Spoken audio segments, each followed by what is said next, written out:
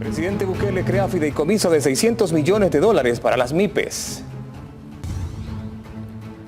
Hacienda anuncia creación de unidad para investigar evasión en paraísos fiscales. Candidata a diputada pide $100.000 en compensación por críticas en redes sociales.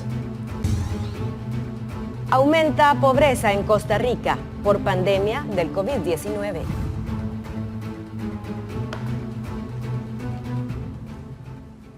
Iniciamos con el detalle de las informaciones. El presidente de la República, Nayib Bukele, anunció nuevas medidas de alivio económico para las micro, pequeñas y medianas empresas a través de un fideicomiso de 600 millones de dólares. ¿Quiere conocer de qué se trata? Vea la siguiente nota.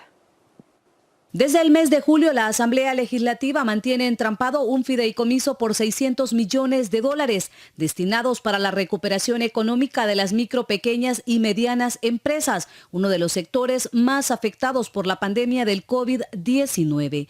Le dije al ministro Zelaya que la retire mañana porque ha estado durante meses y pues ellos simplemente ni siquiera la han discutido. Están ocupados en las circunmisiones llamando funcionarios para su campaña. Y no se han preocupado por las decenas de miles de empresas y los cientos de miles de trabajadores que están o en problemas o incluso ya perdieron su empleo en algunos casos o tienen suspendidos sus contratos. Debido a este freno en el Parlamento, el Ejecutivo lanzó este jueves un nuevo proyecto para respaldar a estos sectores. El primero es un subsidio de 140 millones de dólares para el pago de planilla de salarios del mes de octubre y noviembre, que estaría beneficiando a unas 37,000 pequeñas empresas. Menos de 99 empleados y que facturen menos de 7 millones de dólares al año. O sea, si factura más de 7 millones de dólares al año, ya no es mi pyme. Esta va a ser una inyección directamente al sistema sanguíneo de la economía. Esto se van a ver los efectos bien rápidos. O sea, el primer trimestre del próximo año se van a ver los efectos de este fideicomiso. Y le aseguro, presidente, este va a ser un fideicomiso que va a servir de ejemplo en Latinoamérica. El segundo componente es una línea de crédito por 600 millones de dólares para las medianas empresas. Se trata de un financiamiento blando con una tasa del 3% anual y un año de gracia para comenzar a pagarlo. De canalizar lo más pronto posible los subsidios, sabemos de la emergencia en la que ustedes se encuentran, hemos preparado equipos operativos, equipos muy bien entrenados, tratando de dar el mayor abasto posible. Sabemos que en los primeros días va a ser crítico por la cantidad de solicitudes que nos van a ingresar, pero estamos preparados para trabajar en doble turno si es necesario, los fines de semana si es necesario. El tercer apoyo es por 100 millones de dólares para capital de trabajo para el sector informal, con la misma tasa del 3% y 10 años de plazo. Que si le íbamos a dar el 3% a un empresario, le íbamos a dar el 3% a un empresario por más informal o como le quieran llamar. Hay gente que no le gusta llamarle empresario, dice trabajadores por cuenta propia, llámele como quiera. Son emprendedores, hay gente luchadora que se levanta a 3, 4 de la mañana, sin exagerar. Con estas medidas de alivio económico, el gobierno a través de Bandesal busca reactivar y normalizar las actividades productivas de miles de empresas afectados por esta pandemia. Fondos que además servirán como base para la economía y por tanto para alcanzar las proyecciones de crecimiento del 2021 que rondan el 4% según estimaciones del Fondo Monetario Internacional. Sandra Ayala, Noticiero El Salvador. Y siempre sobre este mismo tema, en conferencia de prensa, el presidente Nayib Bukele también respondió anoche a diferentes temas de coyuntura nacional, entre estos los archivos militares sobre el caso del Mozote. Veamos. Ahí hay documentos del Mozote, pero no valen la pena. Ellos saben eso, si estuvieron 30 años en el poder, 30 años. Yo tengo ¿cuánto? 1 año y pico, y la mitad en pandemia. Ellos estuvieron 30 años. Pasaron 6 presidentes. 6. Cristiani, Calderón Sol, Paco Flores, Tony Saca, Mauricio Funes, Sánchez Serén. Llegó el FMLN. Yo voté por el FMLN, no sé cuántos ustedes votaron por el FMLN, pero le dimos un mandato. Y el mandato del FMLN era cambiar el sistema injusto que vivía en nuestro país, que no lo hicieron, lo que hicieron fue robar. El mandatario salvadoreño lamentó que los gobiernos anteriores no abrieron los archivos de este polémico caso y ahora sean los más indignados, al igual que otros sectores, en reclamar esta información. Ellos saben que no están, pero ellos saben, yo lo sé porque no están, más que lo que desclasificamos, que ellos ni eso tuvieron valor de hacer. Y esto está para hacer dos cosas, nada más. Uno, show. Llegar todos los días, entonces llega el juez, y llega Apolonio, y llega tal, y llega toda la farsa, porque es una farsa. Entonces van a decir, bueno, pero si en el papel de Monforte, entonces ¿por qué no dejan entrar? Pues? Son bases militares, con documentos militares, con documentos secretos, documentos sensibles, que no son para la lista de Apolonio y de las 8 ONGs que andan con ellos. El jefe de Estado también respondió a las críticas que ha generado el nuevo nombramiento del director de la policía como nuevo viceministro de Seguridad ad honorem. Pero hagamos una cosa, si los diputados quitan el fuero, a los diputados yo lo firmo, y de un solo a los ministros, a los viceministros, quitémonos el fuero todos, pues. Yo no tengo problema, quitémonos el fuero todos. Pero ellos lo que dicen es que es impunidad. O sea, cuando es del Ejecutivo se llama impunidad, cuando es legislativo se llama democracia.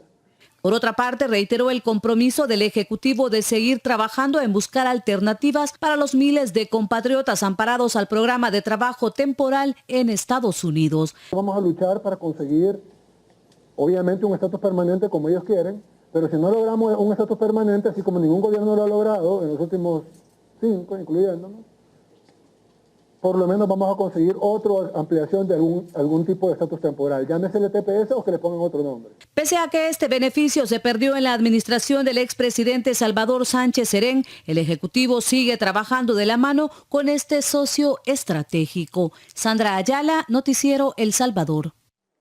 Y pasamos a otro tipo de informaciones. El cerco sanitario de Chalchuapa se levantó hoy a las 5 de la mañana. Para conocer los últimos detalles sobre la medida sanitaria y el comportamiento de casos en este lugar, vamos a hacer un enlace con la periodista Marisela Núñez. Marisela, buenos días.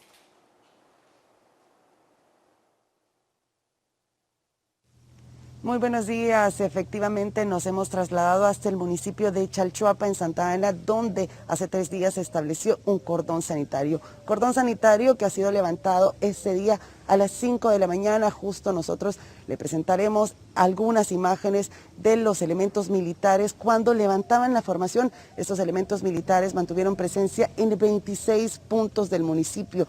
¿Qué es lo que ha pasado en estos 3 días?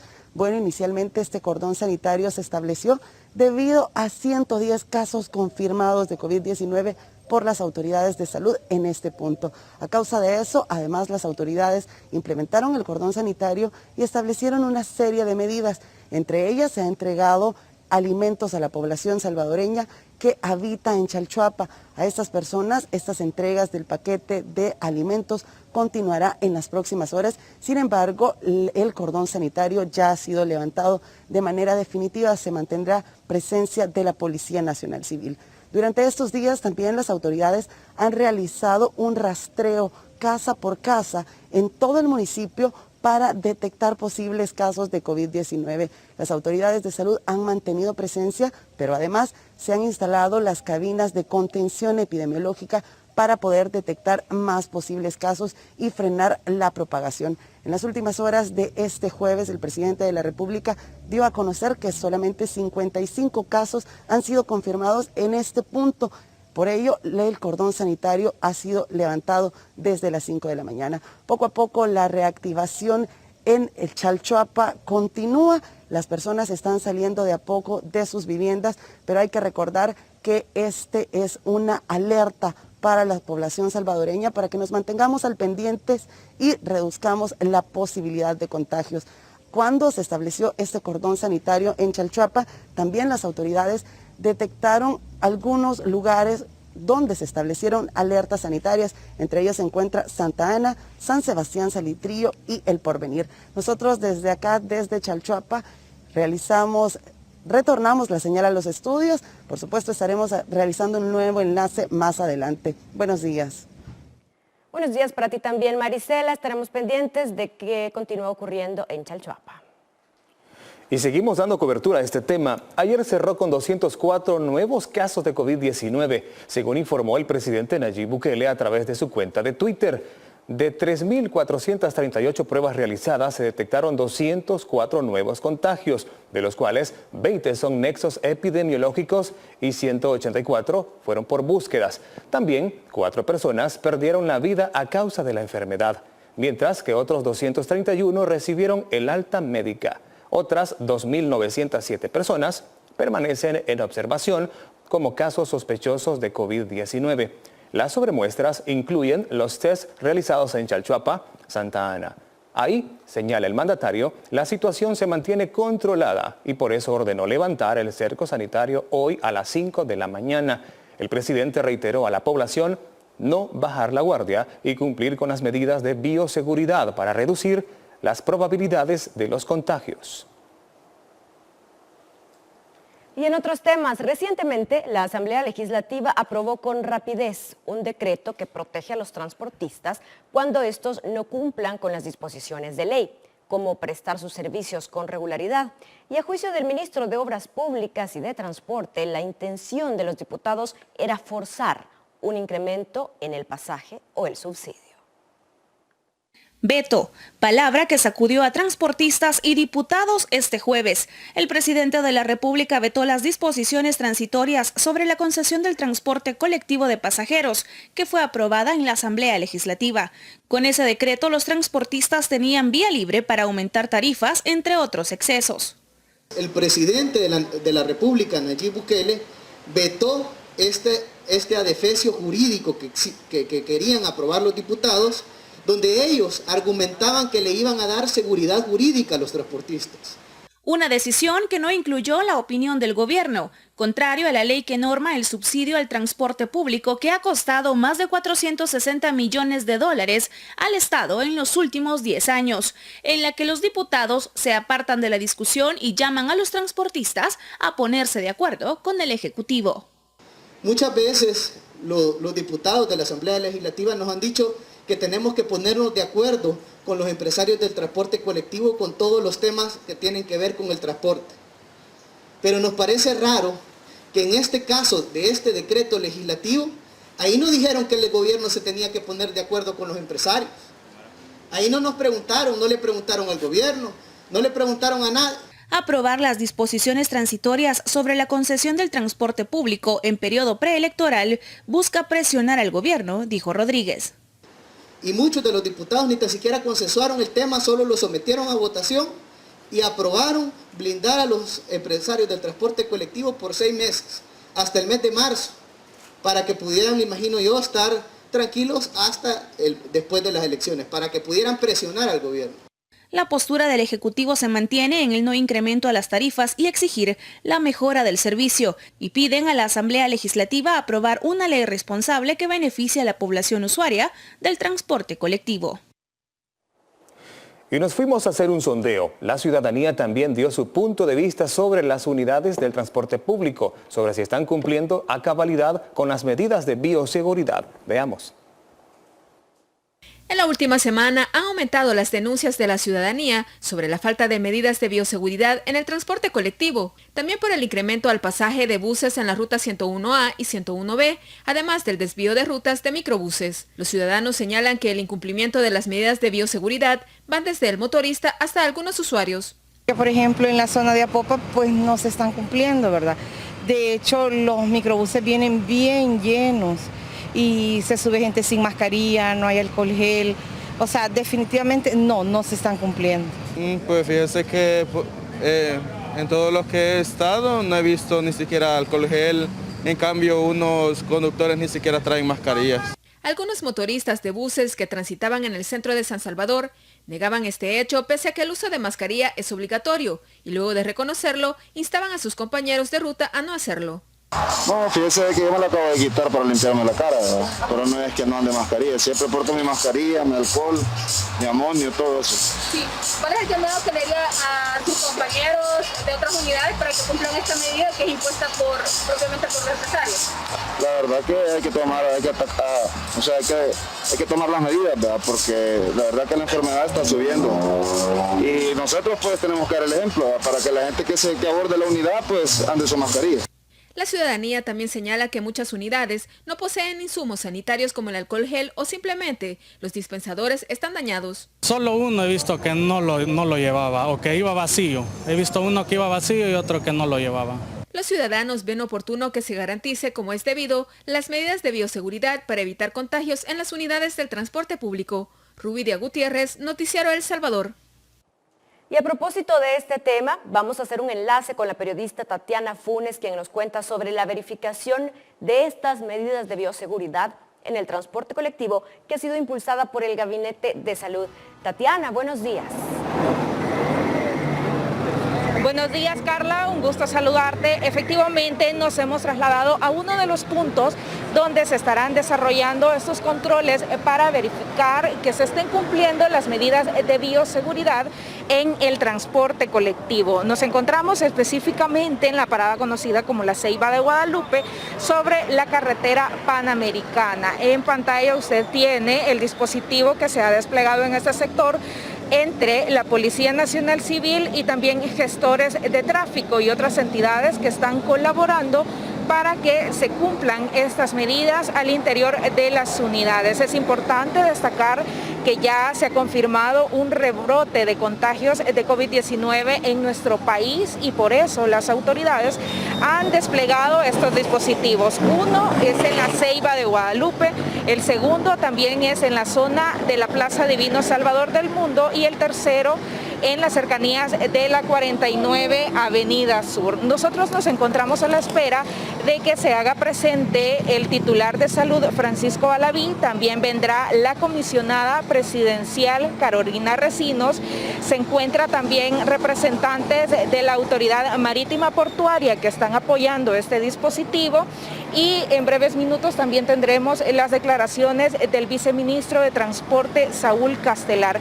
¿Qué es lo que se está haciendo en este sector? Bueno, pues básicamente se verifica que las unidades no sobrepasen la cantidad de personas que deben de llevar. Recordemos que en el transporte colectivo no se ha permitido que personas vayan de pie, aunque algunos transportistas no han respetado esta medida. También se está realizando la toma de temperatura, se está verificando que las personas o todos los pasajeros de estas unidades porten con su mascarilla y si hay alguna persona que no porte el tapabocas, pues se les está brindando una mascarilla completamente gratis. Los gestores de tráfico tienen en sus manos cajas completas de mascarillas para entregárselas a la población y también a los motoristas de las diferentes unidades del transporte colectivo. Sabemos que esta es una parada bastante importante que se ubica sobre la carretera Panamericana, donde una buena cantidad de salvadoreños vienen hasta acá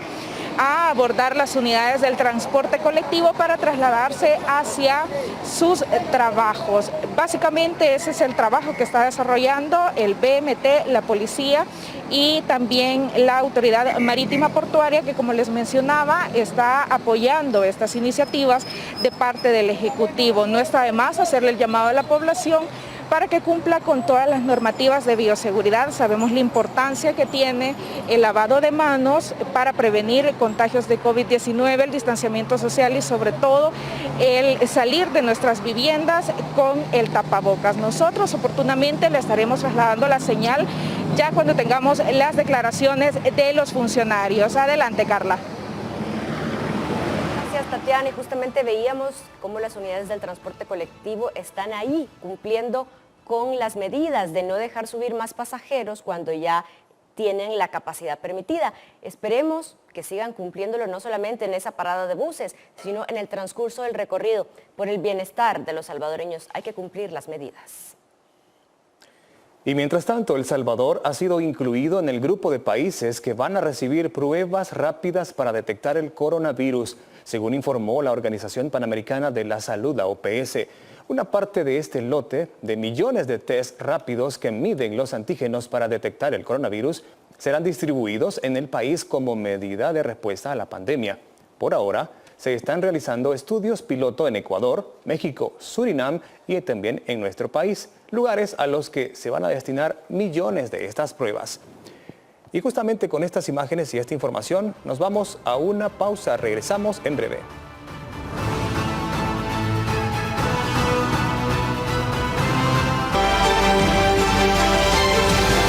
Noticiero El Salvador. Gracias por continuar con nosotros. Continúan los señalamientos por hallazgos de corrupción en la construcción del Hospital Regional del Seguro Social en San Miguel durante los gobiernos del FMLN. La directora de la institución realizó un recorrido por el hospital para mostrar evidencias. Continúan los señalamientos por hallazgo de corrupción en la construcción del Hospital Regional del Seguro Social en San Miguel durante los gobiernos del FMLN. La directora del Instituto Salvadoreño del Seguro Social, Mónica Ayala, expuso este día ante los medios de comunicación la situación en la que se encuentra este hospital, que asegura se ha utilizado como una caja chica para el lucro de las autoridades y funcionarios en el pasado. Hemos evidenciado que si bien en el 2013 el doctor Leonel Flores hizo un acuerdo en el que iban a cooperar tanto UNOPS como el Instituto Salvadoreño del Seguro Social y sí contaba con plenos poderes, no se habló de nada en específico, sino que iba a haber una cooperación entre ambas instituciones.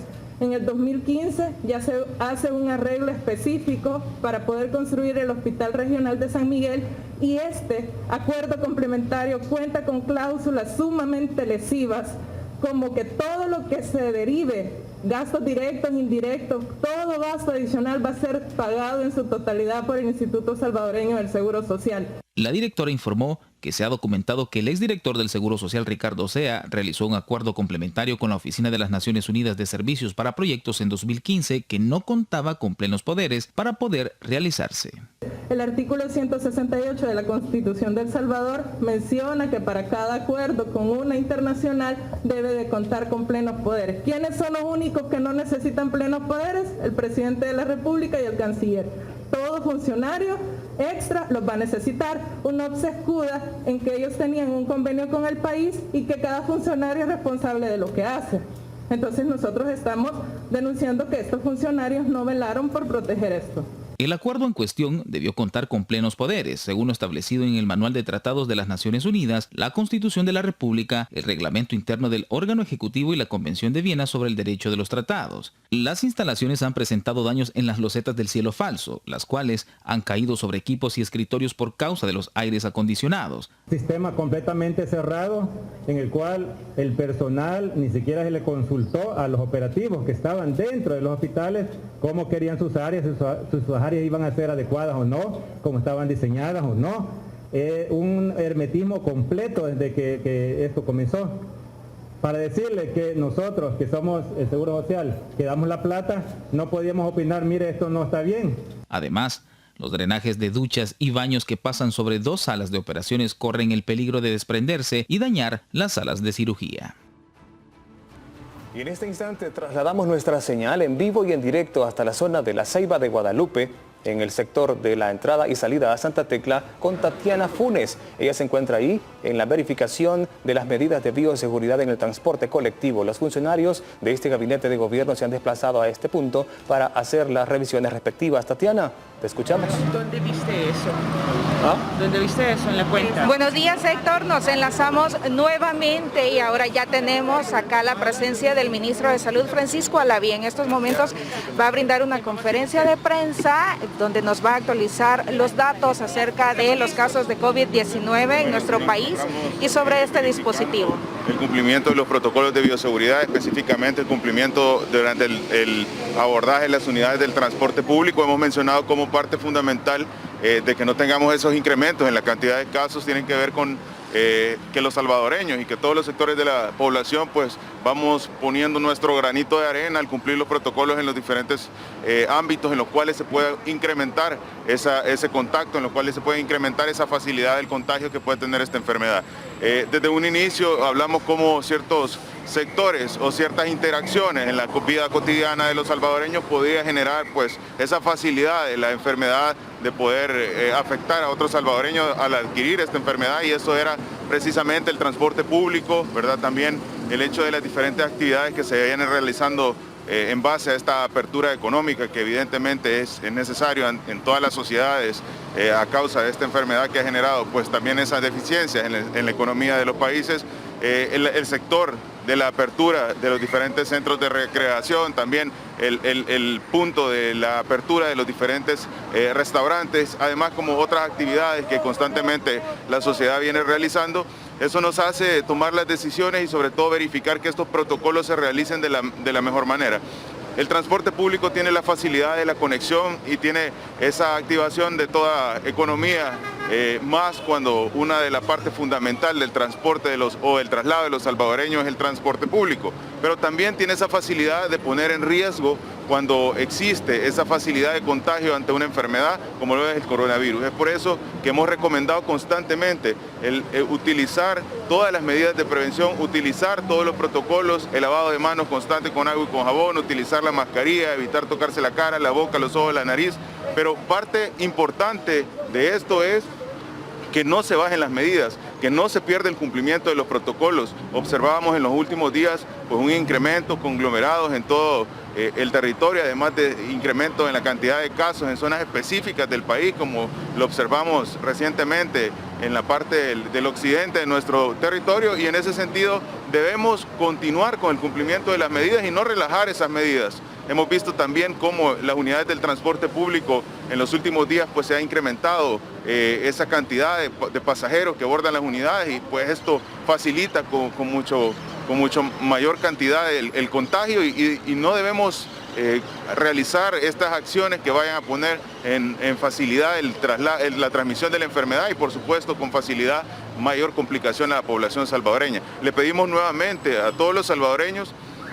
Sabemos que es complejo, sabemos que volver a una nueva normalidad ante esta enfermedad no lo planeábamos, no lo teníamos estipulado este año, y creo que ningún país del mundo estaba preparado para esta situación. No existe un manual para que podamos manejar una pandemia, pero definitivamente las intervenciones que se realizan son intervenciones acertadas, oportunas, pero deben de cumplirse. Si la población salvadoreña no practica las medidas, si la población salvadoreña no acata las recomendaciones, podemos tener incrementos en la cantidad de casos. Estamos haciendo un trabajo interinstitucional articulado con los diferentes que forman parte del Gabinete de Salud Ampliada, pero necesitamos no solo estar verificando en el territorio el cumplimiento, sino que la población salvadoreña nos ayude. De esto depende que la cantidad de casos se incremente, de esto depende que nuevamente estemos en una situación muy compleja de salud, la cual vivimos en los meses como junio, julio y agosto. De esto depende de que la afección que pueda llegar a tener el país sea mayor. Hemos visto cómo también diferentes sectores nos han dado dificultades en el manejo de la pandemia. Hemos visto cómo diferentes sectores no se han sumado a salvaguardar la vida de la población salvadoreña, pero les pedimos que de una manera respetuosa y sobre todo de una manera humilde se sumen. Hoy es cuando El Salvador debe estar unido para salir adelante ante esta pandemia. Escuchamos al viceministro de Transporte, Saúl Castelar. Gracias, muy buenos días. Efectivamente, como Gabinete Ampliado de Salud, este día nos estamos haciendo presentes en la Ceiba de Guadalupe. Contamos con la participación, además de la tradicional presencia del BMT, de la PNC, nuestros inspectores y nuestros gestores, de personal del Ministerio de Salud, así como de personal de la AMP, nuestra Autoridad Marítima Portuaria, que este día también nos está colaborando, así como en otras partes del país estamos con otros elementos del Gabinete Ampliado de Salud, tratando de hacer conciencia sobre la población en la importancia de que en este momento no bajemos la guardia para administrar estas medidas de bioseguridad. Como ya lo mencionaba el señor ministro, en los últimos días pareciera que el miedo al COVID puede estar bajando en la población, y no se trata precisamente de tener miedo, pero sí de tener mucho respeto y de recordar que en este momento, al igual que al inicio de la reactivación económica, el mantenimiento de estas medidas de bioseguridad, de ocupar en todo momento la mascarilla, de lavarnos las manos, de tratar de guardar el distanciamiento social, van a hacer la diferencia entre que El Salvador pueda salir adelante de esta crisis de una manera adecuada o que nos volvamos a sumir en un problema como el que experimentamos ya allá por marzo. En ese sentido, el llamado nuevamente es a toda la población que utiliza el transporte colectivo a que sigamos manteniendo la conciencia, a que si vemos una unidad que de alguna manera ya va con varios pasajeros, optemos por no abordarla y esperar otra unidad. Estamos garantizando como viceministerio que la oferta de transporte sea la adecuada, la demanda de transporte en este momento puede sentirse tranquila de que la oferta que se está poniendo a disposición de todos los salvadoreños es la adecuada, y en ese sentido el llamado que nosotros hacemos es a seguir respetando estas medidas y a evitar saturar el transporte colectivo. Muchísimas gracias. Javier. Sí. Ministro, buenos días. Quisiéramos conocer, ministro, si aún se mantiene el cerco sanitario de Chalchuapa, ¿ya se levantó o se mantiene hasta la fecha? Sí, como mencionaba el presidente de la República en un tuit del día de ayer, pues el cerco sanitario va a ser levantado este día a las 5 de la mañana. Ya se completó el procesamiento de la mayoría de las casas, esa búsqueda casa por casa, esa identificación de los contactos y de esos nexos de pacientes confirmados, y el panorama pues no es tan alta la cantidad de casos que se observaron en la búsqueda de casa por casa, y eso es una parte fundamental. Hemos visto cómo se han presentado 2 picos en estas gráficas de casos confirmados por día, pero también debemos identificar que es congruente con el incremento de las muestras. Una situación compleja donde evidentemente la cantidad de contagios, los conglomerados de casos han sido mayores, pero yo llamo a la población salvadoreña a que practiquemos las medidas y a que cumplamos los protocolos de bioseguridad para limitar esa cantidad de crecimiento de la enfermedad en nuestro país. Tenemos a la fecha ya... Bueno, así las cosas allá en las declaraciones de los funcionarios de gobierno que se encuentran en el sector de la Ceiba de Guadalupe. Escuchábamos aspectos importantes. Vamos a recapitular 2, por ejemplo. La prevención y también el tener mucho cuidado en el transporte colectivo. Tenemos que llevar salud a casa y no el virus. Es importante que esta situación sea acatada por todos, ya que el trabajo de un gobierno articulado tiene que dar buenos resultados también con el respaldo de la población, Carla. Así es, tenemos que hacer 50 y 50 del trabajo para prevenir y evitar que el rebrote que ya ha sido reportado continúe incrementando. Al contrario, hay que trabajar para disminuir las cifras. Vamos a compartir con ustedes información que el presidente de la República, Nayib Bukele, ha transmitido a nosotros a través de su cuenta en Twitter. Tenemos, por ejemplo, que nos menciona que este jueves 15 de octubre se realizaron 3.438 pruebas de COVID-19, resultando 3.234 negativas y 204 positivas. Son 204 locales y aquí detalla los lugares: 55 en Chalchuapa, Santa Ana, 28 de Candelaria de la Frontera, 9 de Santa Ana, 2 de Coatepeque, 2 del Porvenir y 19 en San Salvador. Y también tenemos que decir que 2 fueron en Nueva Concepción, Chalatenango, 1 de Cojutepeque, Cuscatlán. Atención porque hay 20 nexos epidemiológicos y 184 búsquedas. 4 nuevos pacientes lamentablemente fallecieron. 231 nuevos pacientes, es importante decir, han sido curados. Y en total 2.907 personas sospechosas de COVID-19 por el momento y de acuerdo a los últimos datos publicados por el presidente de la República. Los primeros 1.000, en este caso sobre muestras, nos dan un panorama menos sombrío del que estábamos pensando en Chalchuapa, dice el presidente. El cerco sanitario será levantado hoy a las 5 de la mañana, justamente como hemos estado diciéndoles en Noticiero El Salvador. Nuestros equipos médicos y voluntarios están repartiendo víveres y continuarán en el municipio, estaba mencionándonos el presidente en su cuenta de Twitter. Así que a tomar las medidas sanitarias para evitar que continúen incrementando los casos.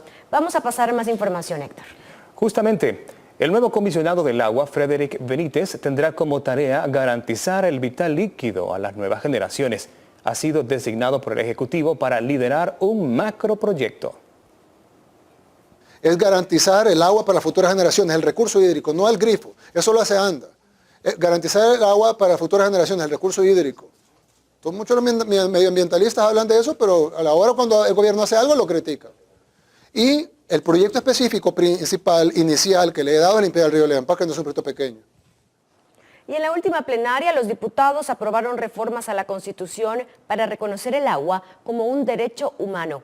Algunos legisladores consideran que esta aprobación tiene fines electorales.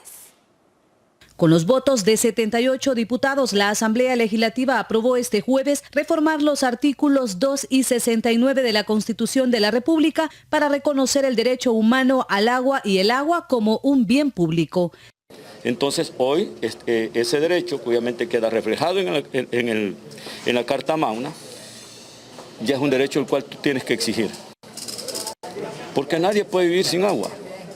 Ha sido una buena noticia el hecho de que se pueda reformar el artículo 2 y el 69 de la Constitución, en la cual se establece el agua como un derecho fundamental para el ser humano. Como la Ley General de Agua es una deuda histórica a este país.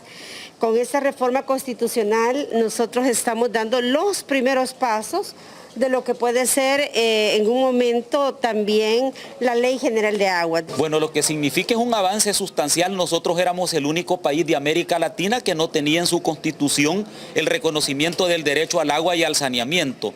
Estas reformas a la Carta Magna tuvieron que esperar más de una década. A juicio de algunos parlamentarios, esta aprobación podría responder a intereses electorales. Hoy creo que un poco la campaña los ha presionado y por eso digo, va a ser muy fácil ratificarla teniendo votos con mayoría de gana y nuevas ideas. Las reformas constitucionales no son propuestas electorales. Las reformas constitucionales son derechos obviamente tuyos, míos, de todos. No veo por dónde. No veo por dónde. Mira, independientemente de cómo la quieran tomar, la realidad es que esto es un bien para el pueblo salvadoreño. O sea, quien lo quiera ver con perspectiva política es más allá de tener y sentir dolo.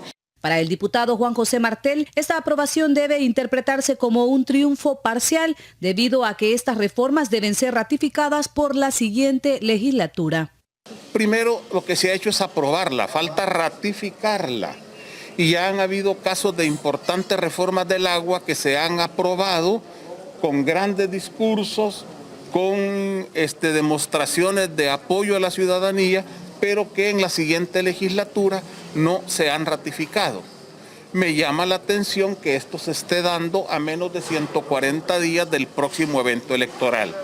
Pero en todo caso creo que es una victoria parcial del movimiento social, de las iglesias y de mucha gente que ha estado en este esfuerzo, y hay que ahora pasar a exigir que en la próxima legislatura se pueda ratificar esta decisión.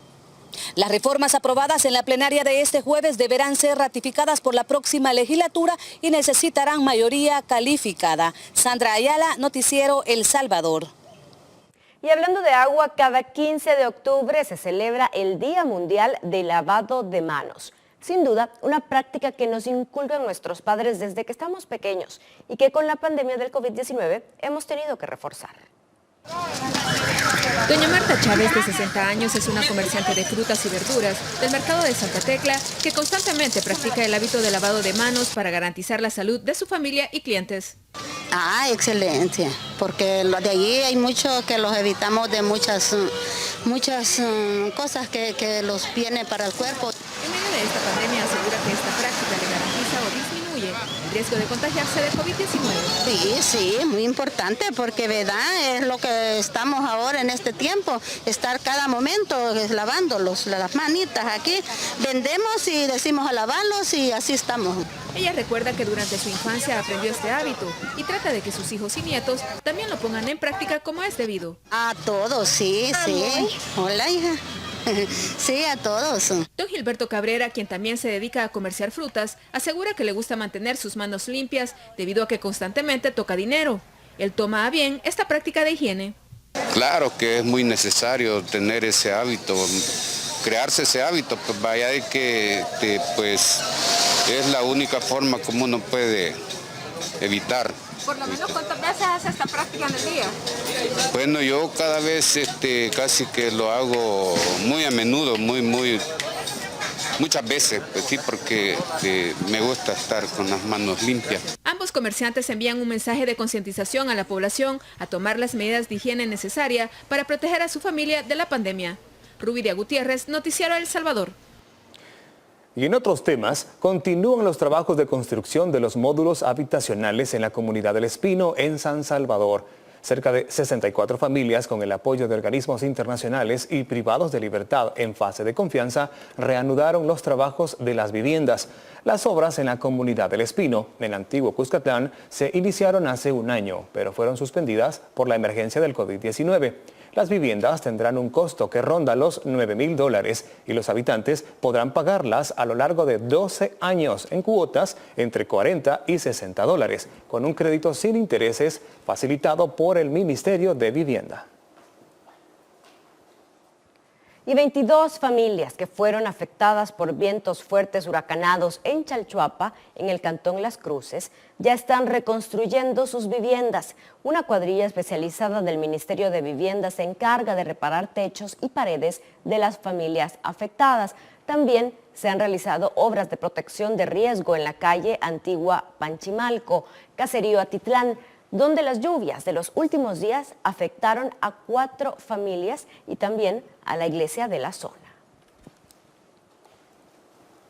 Y el Ministerio de Obras Públicas apuesta por el desarrollo a través de la conectividad. Por ello construye 13 caminos que van a beneficiar a 22 municipios de diferentes zonas del país. La inversión en estas obras viales es cercana a los $30 millones. Reducir el aislamiento y la pobreza son parte de la apuesta del Ministerio de Obras Públicas al intervenir caminos rurales. Al momento se ejecutan 4 proyectos de un total de 13 caminos rurales financiados por Cooperación Española. Principalmente la zona paracentral y la zona oriental. Vamos a realizar una inversión de cerca de 30 millones de dólares. Ya iniciamos con 4 de estos proyectos en Verapaz, Jerusalén, Mercedes La Ceiba, que conecta los municipios de San Vicente, y el departamento de San Vicente y La Paz. También hay otros proyectos que estamos ejecutando en otras zonas, como por ejemplo San Antonio del Mosco, donde estamos pavimentando cerca de 4.9 kilómetros de calle que no había sido pavimentada por años. También hay otros proyectos que estamos ejecutando como ministerio de San Miguel de Mercedes a San Antonio de los Ranchos, que es parte de Chalatenango. Un quinto proyecto iniciará la próxima semana. Un eje fundamental en el diseño y construcción de estos proyectos de conectividad es mejorar la capacidad hidráulica de las calles. Con estos trabajos se suman 68.6 kilómetros de mejores carreteras al interior del país para los salvadoreños. El ministro de Hacienda nuevamente llegó hasta la Fiscalía General de la República para presentar avisos por 3 presuntos casos de evasión. El funcionario se refirió a la decisión de la Sala de lo Constitucional en el caso Intratex. Además, anunció que iniciarán investigaciones por evasión en paraísos fiscales. Los detalles en la siguiente nota.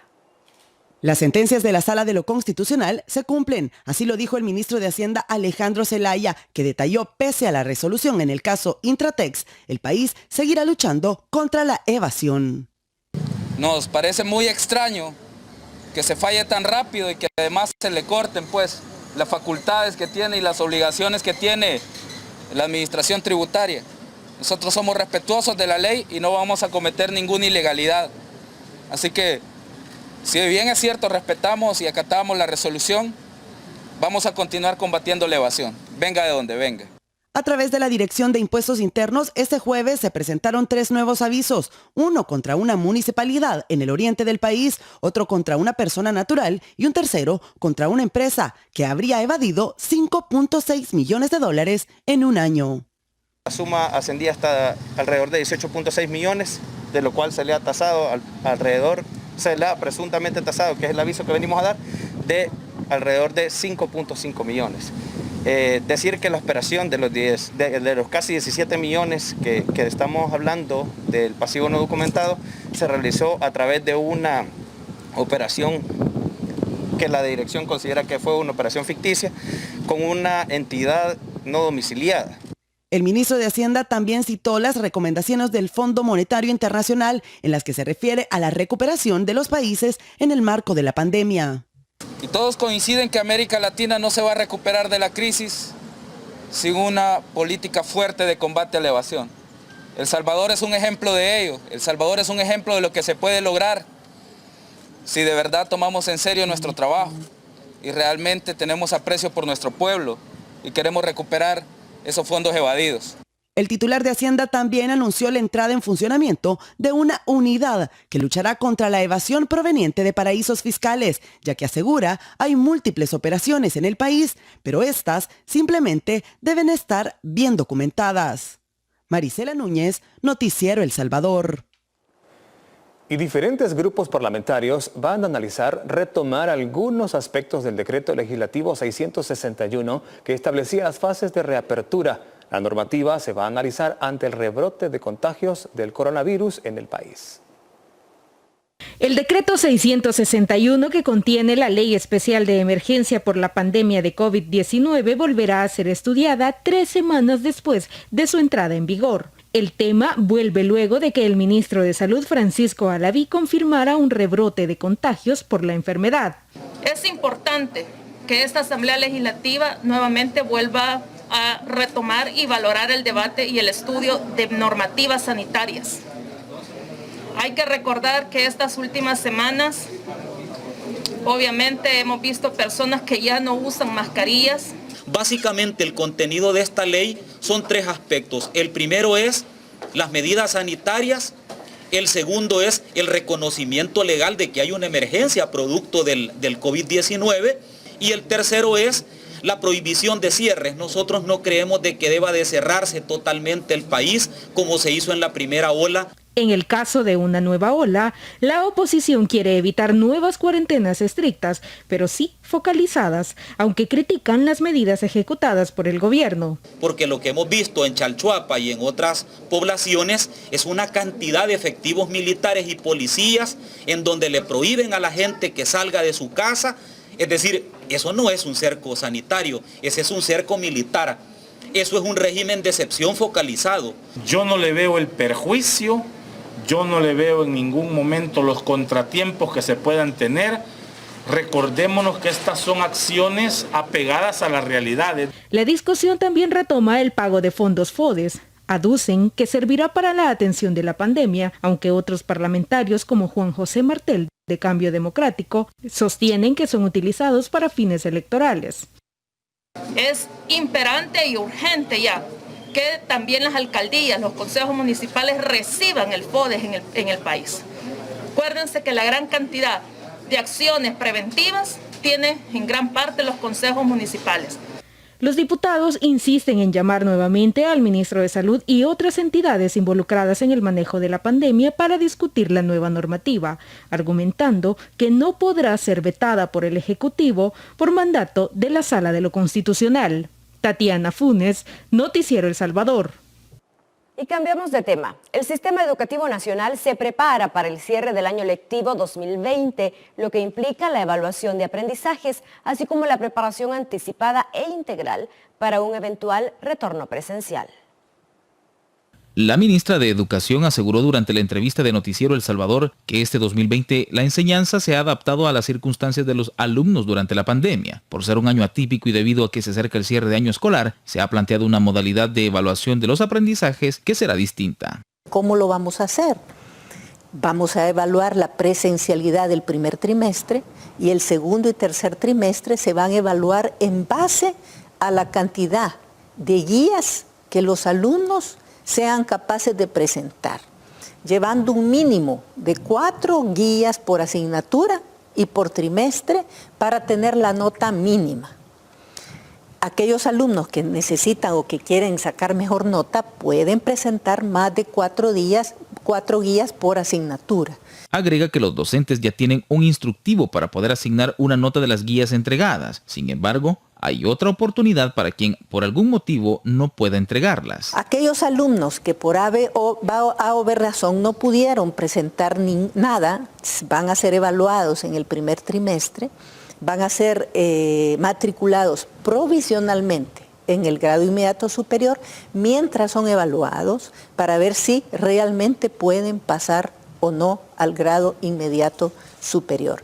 La funcionaria explicó que el Ministerio de Educación se está preparando para nivelar a todo el estudiantado. Una de las primeras acciones en el regreso a las escuelas será atender las necesidades psicoemocionales de los niños, para lo cual ya se ha iniciado una fase con los maestros, para que también sean atendidos en sus necesidades psicoemocionales. Daniel García, Noticiero El Salvador. Y en este instante vamos a actualizar la información de lo que está sucediendo en Chalchuapa. Tenemos ahí a nuestra compañera Marisela Núñez. Adelante, Marisela. Muy buenos días, continuamos desde Chalchuapa informando para ustedes. A las 5 de la mañana en punto se ha levantado el cerco sanitario establecido luego de identificar 110 casos a principios de esta semana de COVID-19. Ya se ha reactivado de a poco la actividad acá, hay población caminando en las calles y también vemos mayor circulación vehicular, pero queremos conocer detalles de cómo ha vivido la población este cerco sanitario que se ha levantado el día de hoy. Para eso nos acompañan ya algunas personas. Don Sebastián, cuéntenos cómo ha visto el movimiento en estos días y el accionar por parte del gobierno. Para mí, excelente, y todo lo que han hecho es para la salud de cada persona. Por eso reitero que la gente tiene que obedecer todo para que no vuelva a repetirse el contagio aquí en este pueblo que es Chalchuapa. Don Sebastián, también hemos visto ahora movimiento en los últimos minutos. ¿Cómo estuvo el comportamiento de estos días anteriores durante la implementación del cordón sanitario? Bueno, para mí yo he observado que ha habido movimiento de gente, pero algunos han obedecido y otros no. Y para mí eso no es correcto, pues, porque, como vuelvo a repetir, no tienen que arriesgarse para que así no contagien a las demás personas que tal vez no están infestadas del COVID-19. Muchísimas gracias, don Sebastián. También quiero comentarles que se encuentran con nosotros una pareja que ha asistido este día al parque porque esperaban realizarse pruebas de COVID-19, pero doña Leticia, cuéntenos cómo ha visto usted la implementación de este cordón sanitario y cómo la población también ha tomado estas acciones. Muy positivo, porque la población hemos atendido el llamado del Ministerio de Salud y por eso las calles se mantuvieron desiertas los 2 días estos pasados y transporte mínimo hasta ahora que se ve ya más agilidad. Es importante reiterar las recomendaciones a la población, no solo de Chalchuapa, sino de todo el país. Claro, debemos de atender las recomendaciones que nos han dado, seguir el protocolo también, porque si nosotros nos cuidamos, cuidamos a toda la población, a los que nos rodean. Ok, muchísimas gracias, doña Leticia. Bueno, estamos desde acá, desde Chalchuapa, en Santa Ana. Nosotros seguiremos llevando más información, pero de momento esta es la percepción que tienen algunos de los ciudadanos que ya han salido a las calles este día luego de que se levantara este cordón sanitario a causa del incremento de casos de COVID-19. Así la información, retornamos la señal a los estudios. Muchas gracias por este reporte y también por las declaraciones de la ciudadanía que está consciente de que debemos hacer nosotros nuestra parte. Y en más información, la candidata a diputada Berta María de León ha solicitado $100,000 en concepto de indemnización por supuestos ataques que recibió de Walter Araujo a través de redes sociales. La Fiscalía solicitó $20,000 de indemnización, cifra que la abogada considera insuficiente. La candidata a diputada por el partido Nuestro Tiempo, Berta María de León, exige una indemnización de $100,000 por las críticas que dice haber recibido de parte de Walter Araujo en las redes sociales. La jueza novena de paz resolvió durante la audiencia inicial que el caso pasará a la etapa de instrucción. La parte acusadora asegura sentirse satisfecha con esta resolución y deja entrever que esta acusación va más allá que sus pretensiones políticas de cara a las elecciones de diputados y alcaldes en 2021. Ha dicho la jueza que no es una discusión política, sino que es hay claros indicios de violencia de género, desacreditación, difamación. Por lo tanto, estoy satisfecha. Creo que es un mensaje para todas las mujeres, que no tengamos miedo, que si alguien nos agrede, denunciemos, confiemos en el sistema y resistamos. Walter Araujo no coincide con esa afirmación. El también candidato a diputado aseguró que existe un interés no solo económico, sino también electoral. Pretensiones económicas, que creo que es lo principal de la contraparte, buscar dinero, no lo van a obtener. ¿Habrán intereses políticos también? Electorales, totalmente. Estamos hablando de una candidata que fue precandidata y que ha estado en una intencionalidad de atacar al gobierno, al Partido Nuevas Ideas, y eso es lo que estamos viviendo. La fiscal del caso confirmó la pretensión económica de la abogada de León de una indemnización de $100,000. Esa es una pretensión, ¿verdad? Y en esta fase solo queda enunciado porque es en el momento de la instrucción que se recaban todos los elementos de prueba y donde se define definitivamente cuánto va a ser esa cuantía, es en el dictamen de acusación. La víctima, por su parte y en su derecho, pues ha solicitado ese monto de $100,000. Pero la Fiscalía mantendría los $20,000. Eso cambia dependiendo la prueba que se recabe en este proceso.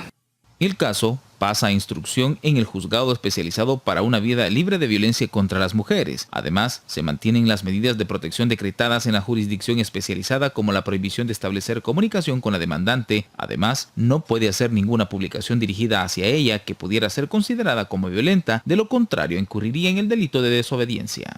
Daniel García, Noticiero El Salvador. Y en más información de carácter nacional, el presidente de la República, Nayib Bukele, condecoró al embajador de Japón acreditado en El Salvador, Higuchi Kazuyoshi, con la Orden Nacional José Matías Delgado en el grado de Gran Cruz, placa de plata, como un reconocimiento a su trabajo diplomático y de beneficio en el fortalecimiento de las relaciones bilaterales entre ambas naciones. El presidente Nayib Bukele destacó durante el reconocimiento al embajador que sin el apoyo del gobierno japonés, el Hospital El Salvador no fuera lo que es ahora, que sirve de modelo a nivel internacional para tratar casos de COVID-19. Las relaciones entre Japón y El Salvador llevan 85 años vigentes. El apoyo de Japón a El Salvador siempre ha estado ahí, siempre ha sido muy fuerte. El Hospital El Salvador no existiera si no fuera por el apoyo de Japón. Y realmente cuando me pasaron la solicitud para dar el máximo galardón que damos nosotros, nuestro país, a nuestro embajador, hasta mañana todavía, de Japón aquí en El Salvador. Pues ni siquiera se tuvo que pensar. Es poco lo que podemos devolverle a un país tan rico como Japón, pero más que nuestro agradecimiento expresado en nuestro mayor galardón. Esa es la forma que podemos responderles a su amistad, a su ayuda, a su apoyo. Y estamos tristes porque nos deja, pero estamos agradecidos por todo lo que nos deja también. Y este país siempre va a ser su casa. Con el propósito de contribuir a mejorar la calidad de la vida de las personas, Japón está ejecutando 427 proyectos comunitarios de la donación sumados en 30 años en todo el territorio del país en los ámbitos de educación, salud y agua potable. Gracias al arduo trabajo y al gran apoyo que nos ha brindado el gobierno de El Salvador y otros miembros de diversos sectores, he podido trabajar exitosamente. Para mí es un tesoro sin igual el hecho de haber podido trabajar con los salvadoreños. Internacionales. Y en las internacionales, el presidente de los Estados Unidos y Joe Biden participaron en foros públicos a 20 días de las elecciones presidenciales en aquella nación.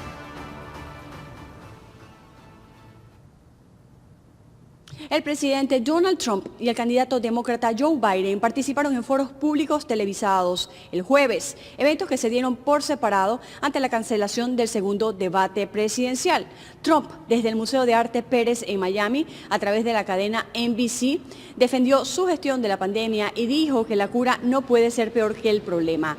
Además, condenó el supremacismo blanco, así como a los grupos radicales. Reconoció que arrastra una deuda millonaria, pero le restó importancia y descartó divulgar sus declaraciones de impuestos. Por el momento, Biden, quien participó desde Filadelfia, la primera parte del evento estuvo dedicada a la pandemia y a la crisis sanitaria a la que está haciendo frente la población estadounidense. El ex vicepresidente criticó la actitud del presidente Donald Trump al no impulsar medidas más severas para afrontar la pandemia.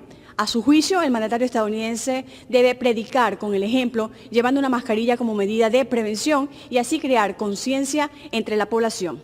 La economía y la discriminación racial fueron otros temas abordados en conjunto con el periodista en jefe de la cadena ABC News, George Stephanopoulos.